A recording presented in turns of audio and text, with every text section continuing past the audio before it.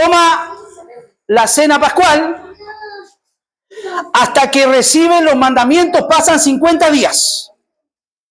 50 días desde que salen, ¿verdad?, de la última, ¿verdad?, oportunidad que tuvieron ellos ahí en Egipto de compartir el Cordero Pascual y ser libertados. Llegan y 50 días más reciben los mandamientos del Señor. Pero ahora nosotros estamos aquí haciendo y estudiando un prefacio. El próximo domingo vamos a entrar al primer mandamiento del Decálogo. Hoy vamos a terminar este prefacio y dijimos que un prefacio es como una introducción, es como darnos una idea de lo que viene, es como dar una trompeta para prepararnos hacia lo que viene. Y espero hoy día poder terminar con esto, hermano, para poder entrar ya a lo que va a ser el primer mandamiento. Y ahí también vamos a estar algún par de semanas porque no vamos a correr, sino que vamos a extraer toda la riqueza de la enseñanza. Pero la semana pasada, para poner en contexto a los que no estuvieron, la semana pasada estuvimos hablando de la necesidad que tenía Dios de poder sacar a sus hijos de la tierra de Egipto, de casa de servidumbre. Y estuvimos viendo allí, hermano, que era necesario. ¿Por qué? Porque muchos de ellos, ¿verdad?, y la gran mayoría de ellos fueron afligidos. Y muchos de ellos también durante ese periodo de más de 400 años que estuvieron esclavizados en Egipto, adquirieron muchas costumbres negativas. Una de las que más problemas les traía con Dios era la idolatría. Así que dijimos que si hay algo, hermano, que de alguna manera desagrada a Dios, es la idolatría. Él necesitaba sacarlos. ¿Pero por qué? ¿Por qué Dios permite que muchas veces su pueblo esté en casa de servidumbre o en un estado afligido? Dijimos que muchas veces lo hace para traer juicio. Para traer juicio. Muchas veces Dios permite este tipo de cosas, porque la aflicción es la piedra de toque de la sinceridad de Dios. Porque tú, oh Dios, nos probaste y nos refinaste como la plata. Hermano, a veces es necesario que el pueblo de Dios tenga que pasar por algunas situaciones difíciles.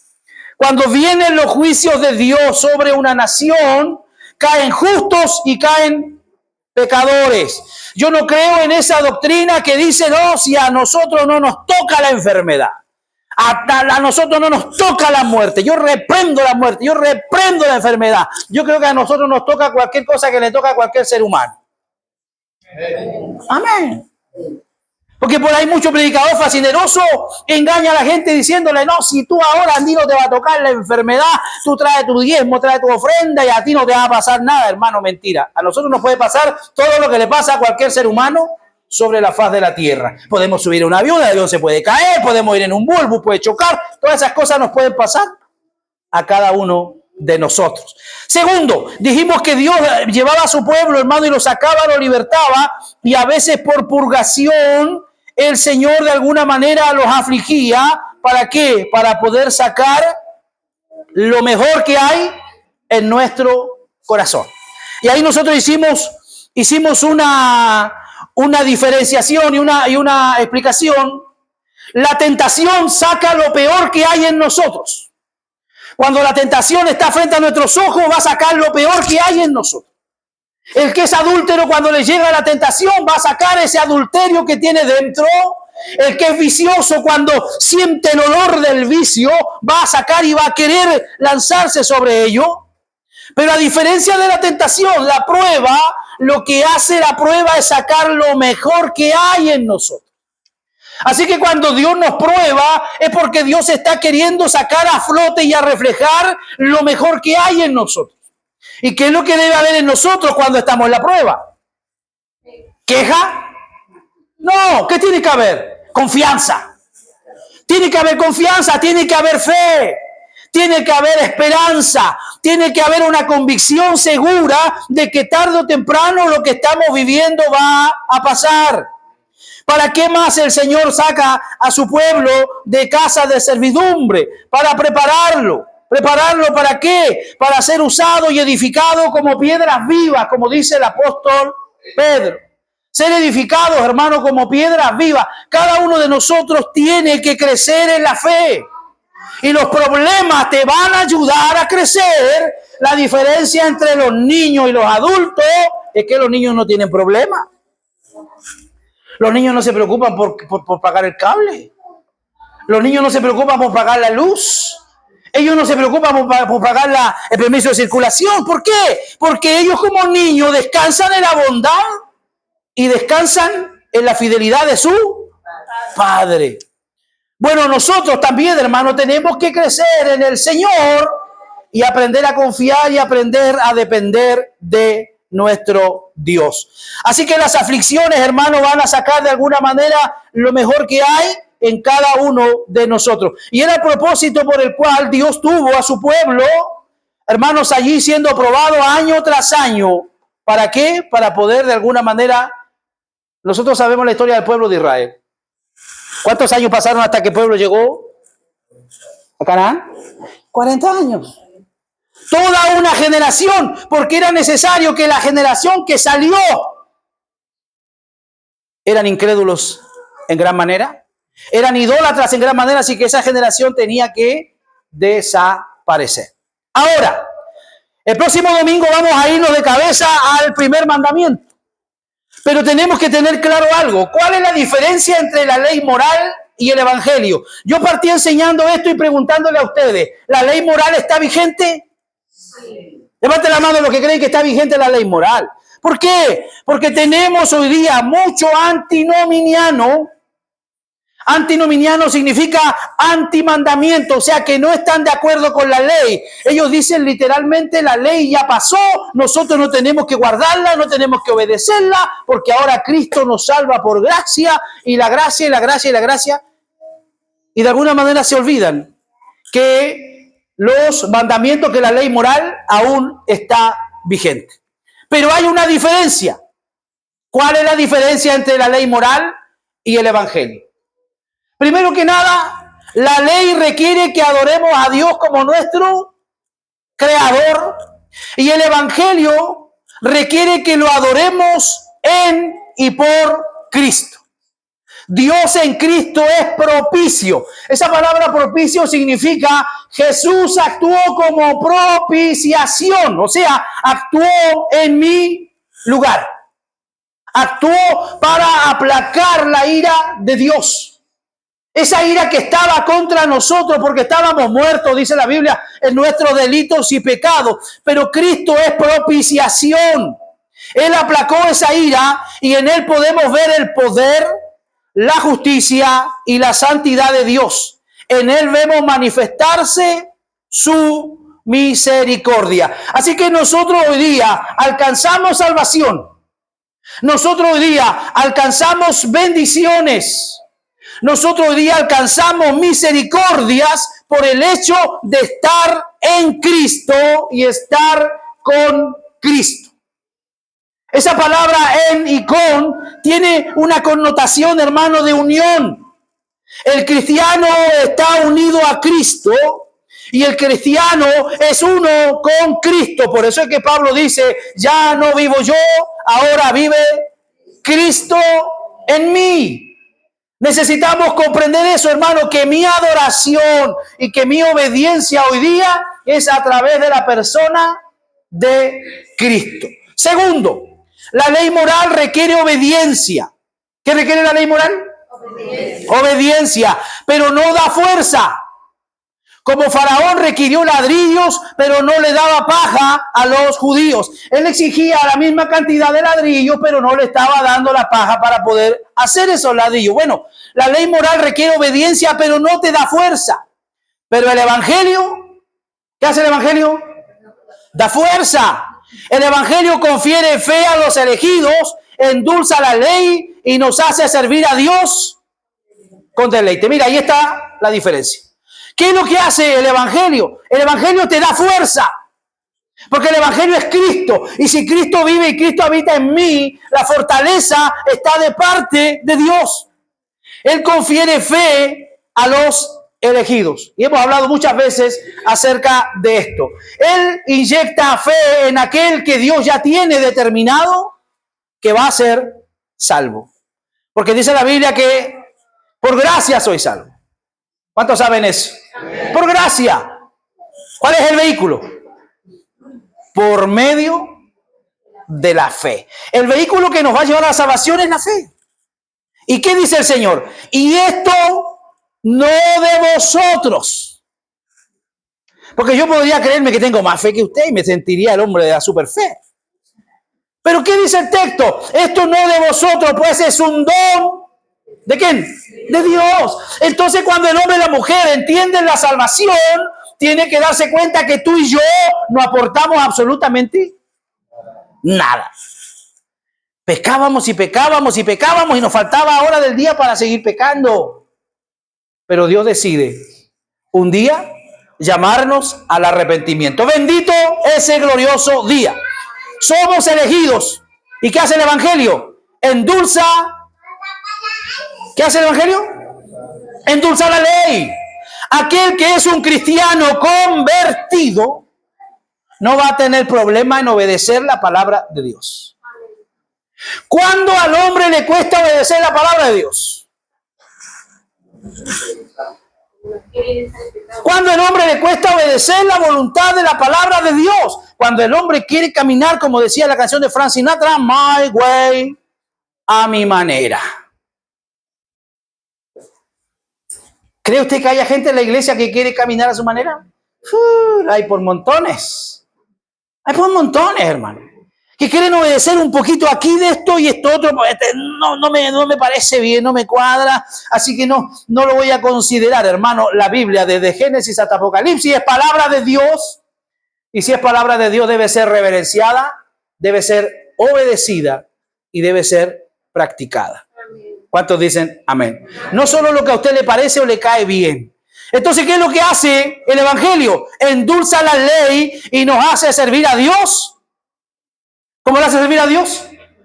Con deleite. ¿Para cuándo de ustedes es deleite servir a Dios? A ver, déjame sumando arriba. A mí no me gustan los amenes así camuflados, no. Ay, hay que tener valor para decir amén. Para mí es deleitoso servir a Dios. ¿Para cuánto es una lata, hermanos? El Evangelio. Oh, dice la gente, de nuevo hay que ir a la iglesia. De nuevo hay que conectarse a algo. De nuevo hay que congregarse. No, esa gente no es de las mías. Los míos se ponen nerviosos el sábado en la tarde ya planchando la camisa, preparando el pantalón, porque el domingo tiene que estar temprano en la casa del Señor. Preparado, nervioso, ¿qué Dios me va a decir mañana? Ojalá me pueda encontrar un lugar donde estacionarme, ojalá agarre una silla. Ese debe ser el pensamiento que debe haber el sábado en la tarde. Y no acostarse pensando, oh, qué lata, mañana hay que ir a la iglesia. No, ese tipo nunca se ha convertido. ¿Quién piensa de esa manera? No es un cristiano genuino, hermano. Puede ser un admirador de la iglesia, puede que le caiga bien la iglesia, puede que le guste las alabanzas, puede que encuentre, oye, el pastor es buena onda, pero no es más que eso. Pero lo que nosotros necesitamos como iglesia es hombres y mujeres arrepentidos. Y cuando hay arrepentimiento, se nota. La palabra del Señor y Juan aparece predicando un mensaje diciendo arrepentidos porque el reino de los cielos se acerca y hacer frutos dignos de arrepentimiento. No se trata de que yo me ponga un cartel en el pecho y diga, oh, yo soy un convertido. No, mis actos y mis obras van a hablar lo que yo realmente soy. Así que si yo me deleito en el servicio a Dios, y no solamente, ojo, no solamente estoy hablando del hecho de congregarse, porque servir a Dios no es solo venir a la iglesia. ¿Cuántos saben eso? Amén. Servir a Dios es estar a disposición de mi hermano si mi hermano necesita. Servir a Dios es estar dispuesto para predicarle al que se sentó al lado mío en la liebre y es inconverso. Servir a Dios es estar dispuesto a llevarle una palabra cuando usted va a comprar al almacén y hay alguien que está sufriendo. Eso es servir a Dios. Y debemos nosotros hacerlo con deleite. Mira que está a tu lado, dile, sirve con deleite. Sirve con deleite, hermano. Deleítese en lo que hace. ¿Cuántos de ustedes trabajan en lo que no les gusta? ¿Hay alguien que trabaje en lo que no le gusta? Porque muchas veces la gente estudia y después que terminó de estudiar se da cuenta que eso no le gustaba. Y tiene que trabajar porque estudió para eso. Entonces ahí nosotros tenemos a gente atendiéndonos mal en las oficinas. Usted va para allá y ellos la atienden mal. ¿Qué culpa tengo yo de que ella dejé una profesión que no le gustaba? ¿Sí o no? Eso ocurre mucho en la sociedad. Bueno, cada uno de nosotros tiene que deleitarse en lo que hace. ¿Y qué es lo que somos? Somos siervos de Dios. Dile que está a tu lado, eres un siervo de Dios. Y un siervo, según la traducción, viene de la palabra doulos, que significa... ¿Qué significa doulos? Esclavo. Gloria al Señor. En el tiempo bíblico, en el tiempo, hermano, del Medio Oriente, los esclavos ni siquiera podían levantar la cabeza cuando su autoridad le hablaba. Así que cada uno de nosotros se declara ser un siervo del Señor, debe estar dispuesto a poder hacer la voluntad de nuestro Dios, que en este caso es el que nos ha llamado. Ahora, ¿de qué nos sirve la ley moral? Dijimos el otro día que los mandamientos son como un cerco, como una muralla que nos está protegiendo, porque si nosotros nos salemos de ese perímetro, vamos a tener grandes problemas. Si tú y yo nos salimos del marco de lo que la palabra de Dios nos enseña, lo único que vamos a encontrar allá son problemas. Si el Señor dijo, no matarás, y si yo cometo homicidio y mato, ¿qué cree usted que voy a tener como resultado? Castigo, miseria. Voy a tener que ir a la cárcel, mi familia va a quedar desprovista, mis hijos van a crecer sin mi compañía, sin mi custodia. Entonces, de alguna manera, lo que Dios hace con los mandamientos y con la ley moral es ponernos cercos y parámetros sobre los cuales nosotros debemos vivir toda nuestra vida. Porque si traspasamos esos límites, entonces lo único que vamos a tener son problemas. ¿De qué nos sirve la ley moral? La ley moral es un espejo para mostrarnos nuestros pecados. ¿Qué hace la ley moral? Es un espejo para mostrarnos nuestros pecados, para que al ver nuestra contaminación y miseria, nos veamos obligados a huir a Cristo para satisfacer la culpa anterior y salvar la ira futura.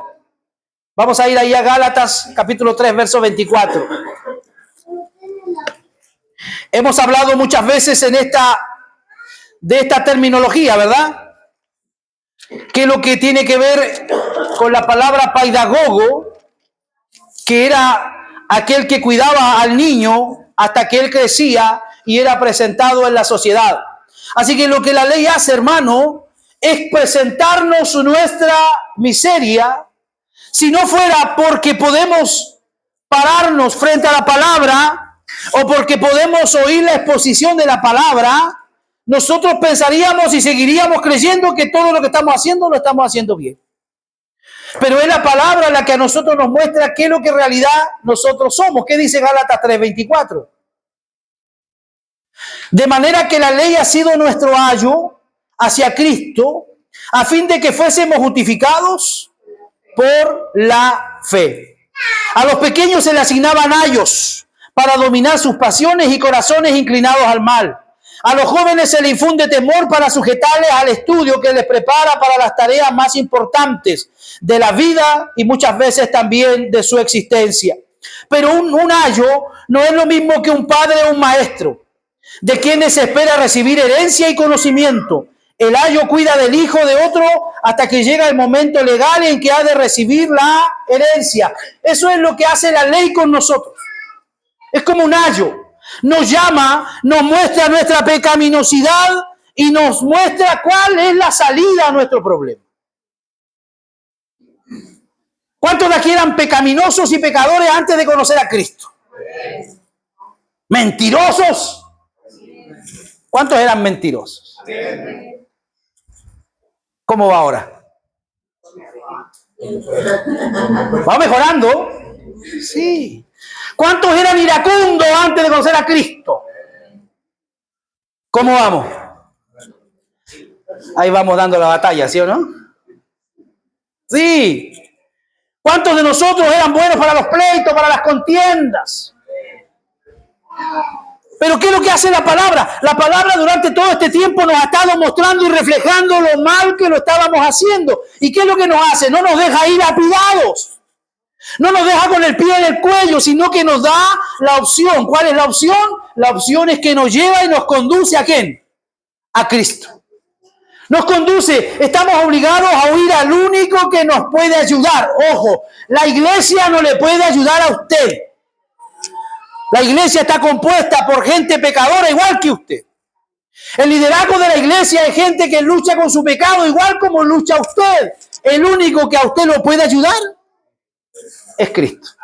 Así que si a alguien usted tiene que acudir, y yo le aseguro que no le va a dejar mal y no le va a fallar ni le va a decepcionar, es Cristo.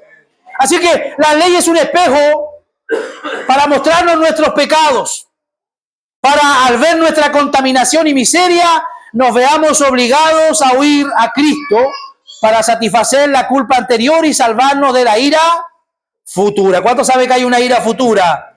¿Cuántos saben que hay un cielo y un infierno? No hay otro lugar. Si hubiera otro se lo diríamos, pero bíblicamente y teológicamente no hay otro lugar. Solo está el cielo, presencia de Dios, paraíso y el infierno. Y eso es real, es más real que lo que usted puede observar hoy aquí. Así que cada uno de nosotros tiene que escapar de esa vida pecaminosa y huir ¿hacia dónde? Hacia Cristo. Pero sigue vigente la ley moral para los creyentes, no le es abolida. En cierto sentido está abolida para los creyentes respecto a la justificación. El creyente no es justificado por guardar todos los mandamientos o por tratar de saberse leer la Biblia de memoria.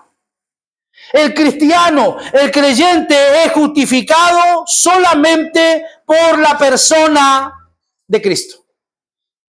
Y ahí es donde Jesús entraba en debate con los fariseos, con los publicanos, con los saduceos, porque ellos de alguna manera menospreciaban al resto, creyéndose que ellos cumplían al pie de la letra los mandamientos.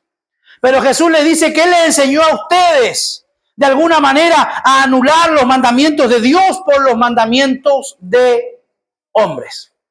Y ahí es donde de alguna manera se nos cae la Iglesia Católica Apostólica Romana en cuanto a las tradiciones. Porque la Iglesia Apostólica Católica y Romana pone las tradiciones sobre la autoridad de la palabra. Sobre la autoridad de la palabra. Entonces todo lo que de una u otra manera aquel que se cree Dios en la tierra, que es el Papa, él de alguna manera siente que las tradiciones están sobre la palabra del Señor. Y por eso que tienen muchas doctrinas que a nosotros nos parecen antibíblicas. Para el cristiano la máxima autoridad es la palabra de Dios. Las tradiciones las respetamos, pero no son nuestra guía y nuestra norma, sino que nuestra norma va a ser siempre la palabra de Dios. No somos justificados por la obediencia a la ley moral. La ley moral es abolida para los creyentes con respecto a su maldición. ¿Por qué? Porque dice que estamos libres de su maldición y su poder condenatorio. ¿Qué es lo que hace Cristo en la cruz de Calvario? ¿Qué dice la Biblia que hace Cristo en la cruz de Calvario? Se hace maldición. Porque era maldito todo aquel que era colgado en un madero. Así que Él se lleva esa maldición que había sobre nosotros. Así que somos libres de ese poder condenatorio. Y el apóstol Pablo dice, ahora pues ninguna condenación hay para los que están en Cristo Jesús.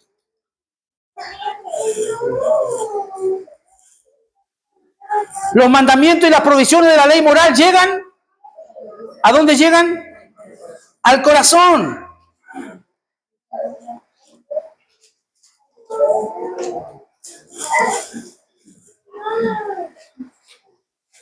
Cristo nos redimió a nosotros de esta, hermano, maldición. Considerado como el Hijo de Dios, fue hecho maldición para cada uno de nosotros. Pero aunque la ley moral ha sido abolida hasta ahora, sigue siendo una regla perpetua para los creyentes. Aunque no sea su salvador, es su guía.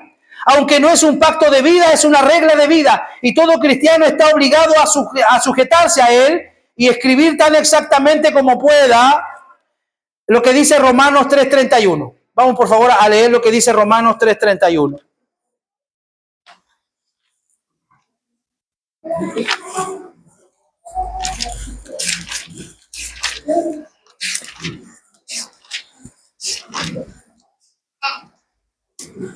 Luego invalidamos la ley por medio de la fe en ninguna manera, sino que afianzamos la ley. Eso es lo que hace para cada uno de nuestra vida la ley. Ahora, los mandamientos y las provisiones de la ley moral llegan ¿a dónde? ¿Qué dice ahí? ¿A dónde llegan las provisiones de la ley moral? Al corazón. Era, hermano, de alguna manera, lo que Jesús luchaba y lo que Jesús trataba, hermano, de hacer entender a los doctos o teólogos de la época. Cuando Él le dice que no cometerás adulterio. Eso dice la ley. Pero Jesús va más allá. Jesús le dice, si alguno de ustedes codicia a ver y codicia a una mujer, ya adulteró con ella en su corazón. Entonces, los mandos de la ley moral llegan ¿a dónde? Al corazón. Los mandamientos requieren no solo acciones externas, sino también afectos internos. ¿Se entiende eso? Los mandamientos requieren no solo acciones externas. Dice, no matarás. Ah, pero pastor, yo nunca he matado a nadie. No mato ni una mosca, diría alguno, ¿verdad? Nunca ha matado a nadie. Pero Jesús va más allá. Jesús no solo requiere obediencia a las acciones externas, sino también a los efectos internos. Tal vez nunca hemos matado a nadie, pero hubiéramos querido hacerlo.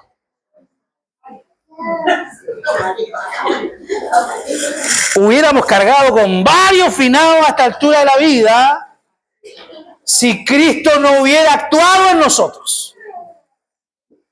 Cuando el esposo se molesta o cuando la esposa se molesta, dice, ¿cuándo se morirá este? No lo está matando literalmente, ni manual, ni físicamente, pero en su corazón está siendo afectado sus afectos internos. Así que la ley moral llega al corazón. ¿A dónde llega la ley moral? Los mandamientos requieren no solo acciones externas, sino también afectos internos. Requieren no solo el acto externo de obediencia, sino el afecto interno del amor. Amarás al Señor tu Dios con todo tu corazón.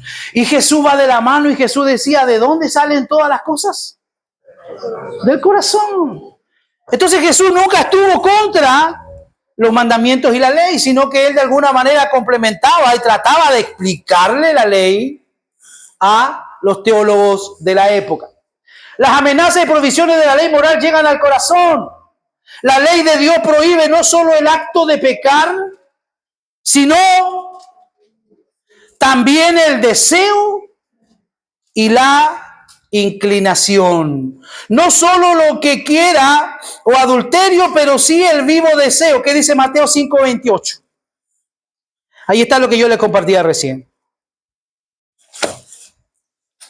No solamente la ley nos está llevando y nos está señalando, prohibiendo el hecho, hermano, de llevar a la práctica algún tipo de pecado, sino que ¿qué es lo que está haciendo?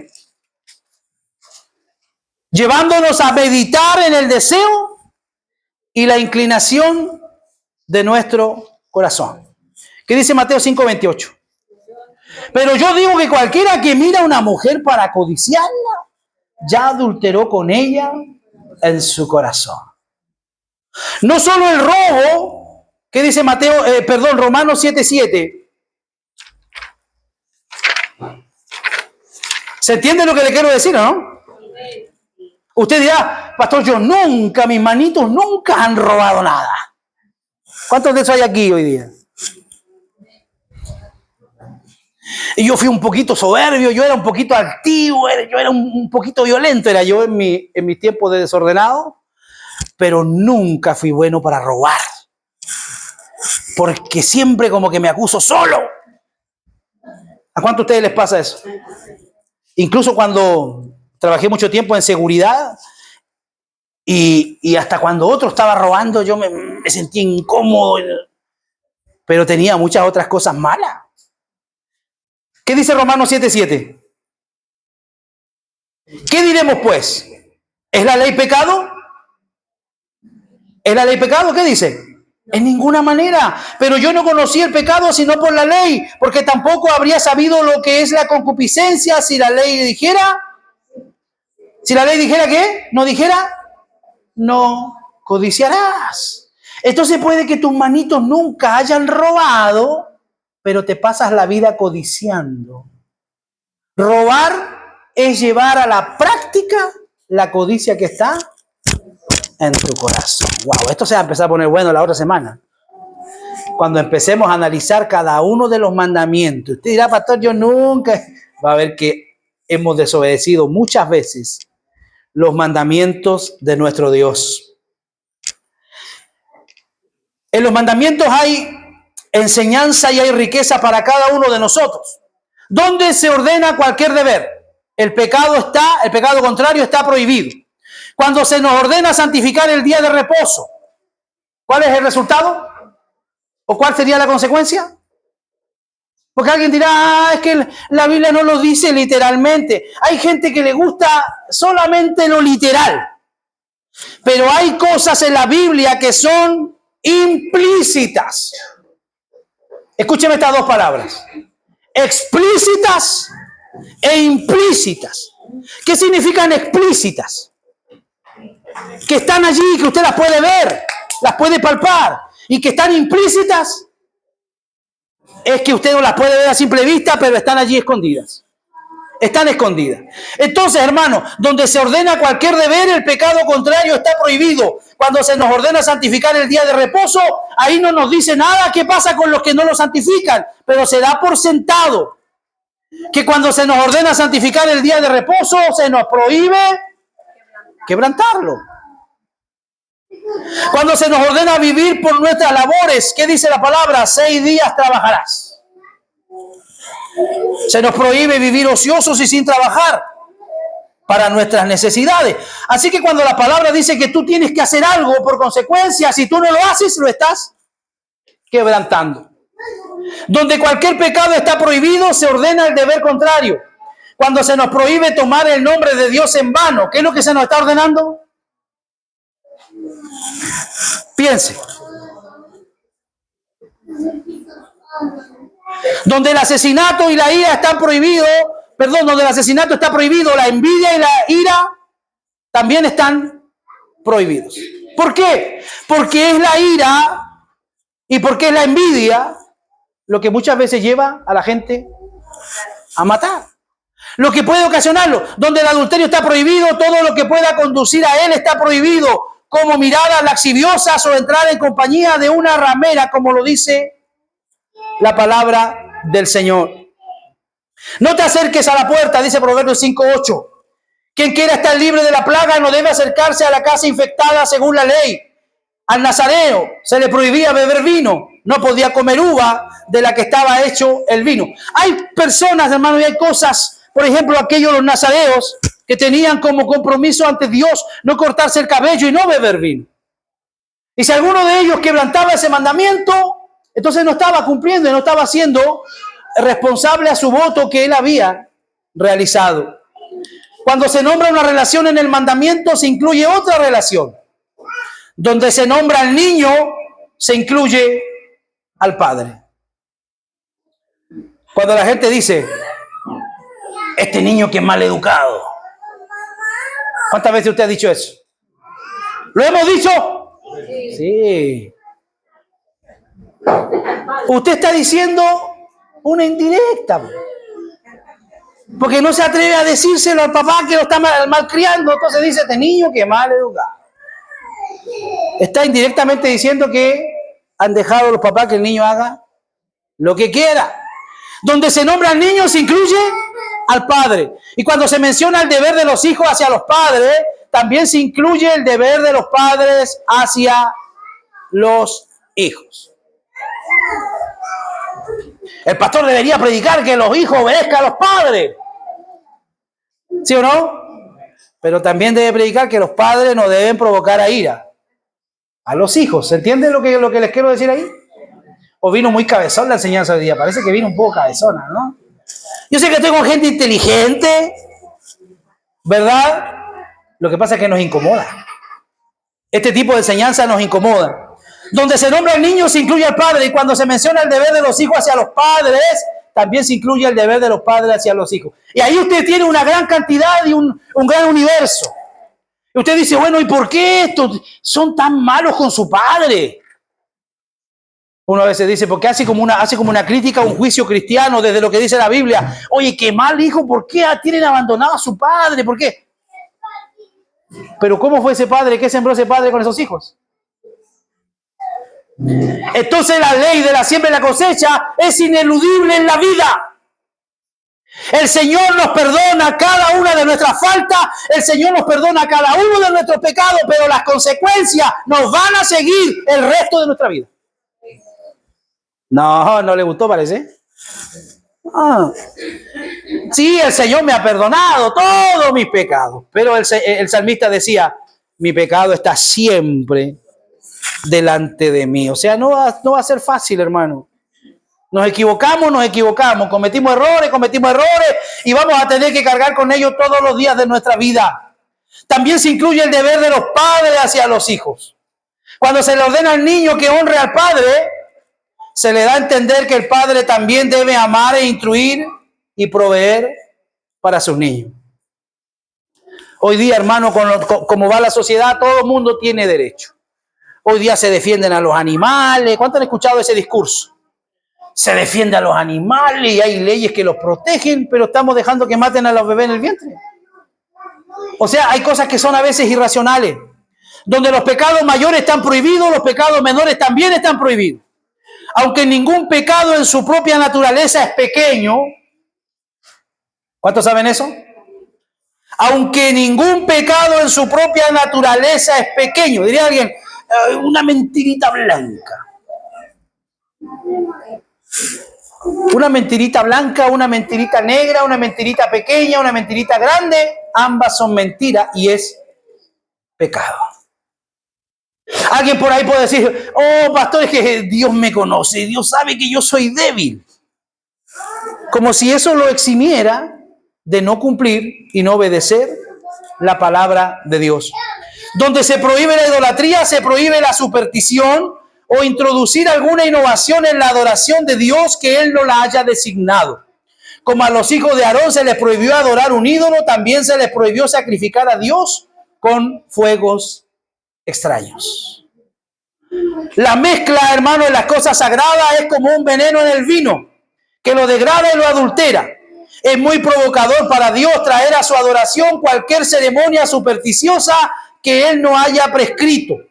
Es poner a prueba la sabiduría de Dios como si Él no fuera lo suficientemente sabio para determinar la manera en que debe ser adorado. Mucho cuidado, hermanos, debemos tener nosotros con eso.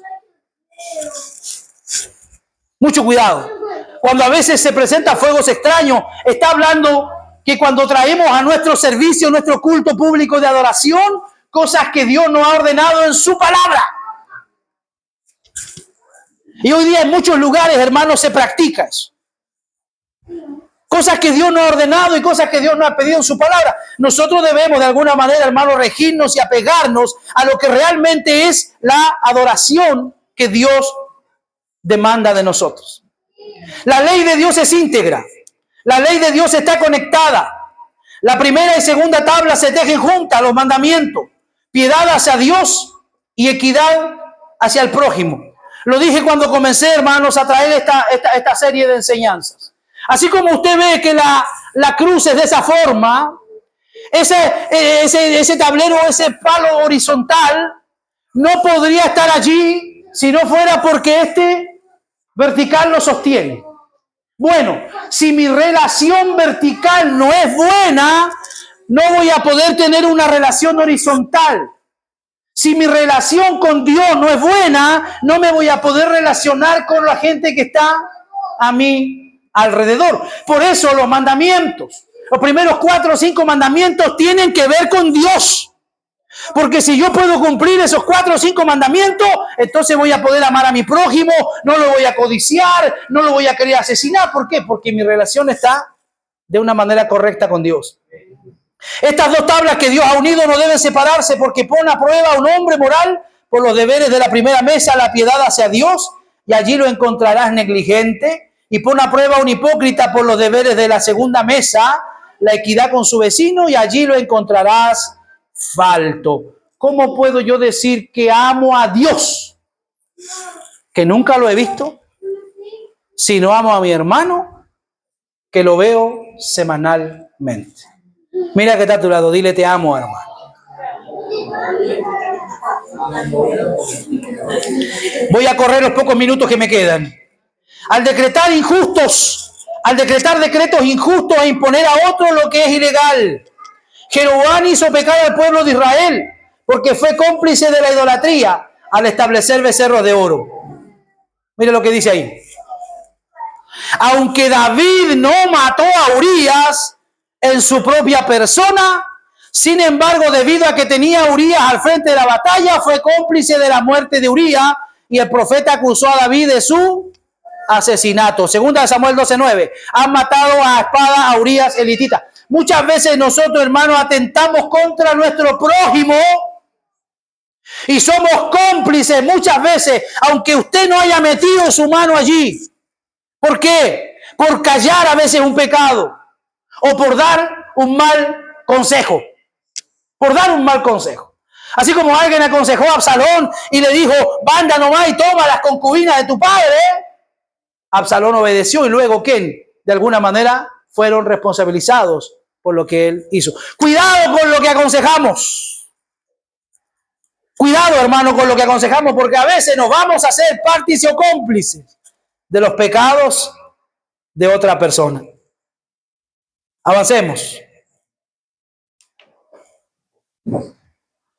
Hay otros que consienten en el pecado de otros. Nos convertimos en cómplices de los pecados de los demás al no impedirles pecar cuando está en nuestro poder. A veces la gente dice, bueno, es que a mí no me interesa mucho darle su vida, hermano. Cada uno de nosotros, dice la Biblia, es responsable por su hermano. Si usted ve que su hermano está haciendo algo malo, bíblicamente, ¿qué tiene que hacer? La palabra del Señor dice, ve y háblale, estando tú y él a solas. Eso es bíblicamente lo que hay que hacer. Bueno, si él no te escucha, toma 2 o 3 testigos. Si no escuchas a 2 o 3 testigos, entonces dilo a la iglesia. Si ya no escucha a la iglesia, ténganlo como si fuera un gentil, un inconverso.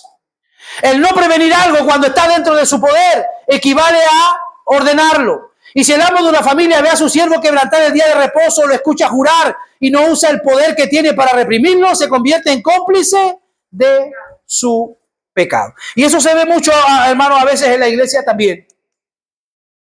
¿Qué es lo que hace el apóstol Pablo? Ahí también está un ejemplo. ¿Qué es lo que está haciendo el apóstol Pablo? Consintiendo en el pecado de otro. Saulo no arrojó ni una piedra cuando mataron a Esteban. No dice la Biblia que Saulo haya tomado una piedra, pero ¿qué hacía Saulo? Estaba presente. Sin embargo, la Escritura dice, Saulo consintió en su muerte. Así que él tenía igual una mano en lo que estaba pasando. Aunque no tenemos la capacidad de obedecer ningún mandamiento. ¿Cuánto estamos claros en eso? Ya con esto voy terminando para los que están nerviosos. Aunque no tenemos la capacidad de obedecer ningún mandamiento, ¿cuántos saben que no somos capaces de obedecer ningún mandamiento? ¿Por qué? Porque la Biblia dice que si alguno de nosotros quebranta, aunque sea uno, se hace culpable de todos los mandamientos. Dios en el nuevo pacto prometió obrar en nosotros lo que requiere. ¿Qué dice Ezequiel 36:27?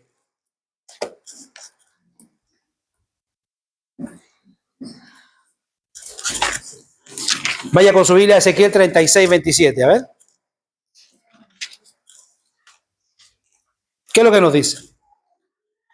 Y pondré dentro de vosotros mi espíritu, y haré que andéis en mis estatutos y guardéis mis ordenanzas y las pongáis por obra.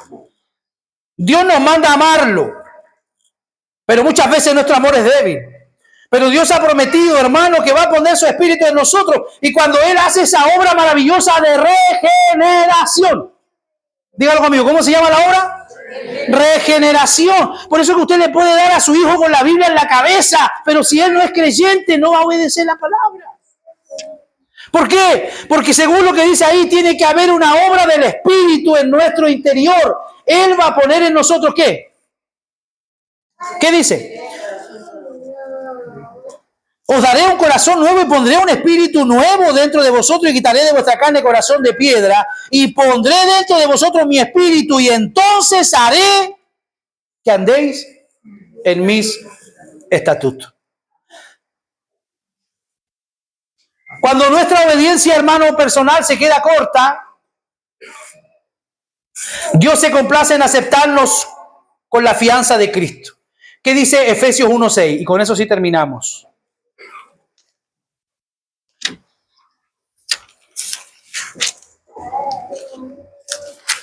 ¿Qué es lo que dice Efesios 1:6?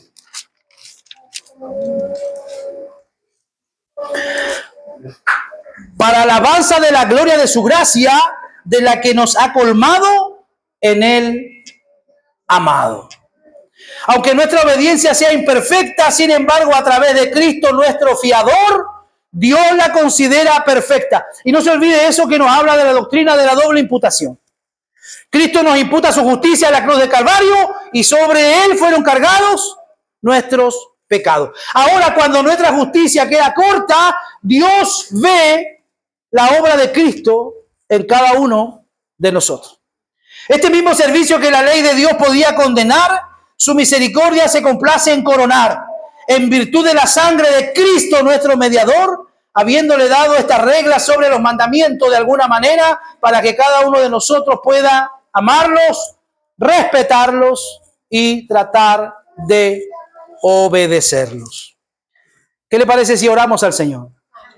Tómale la mano a algún pecador que haya cerca.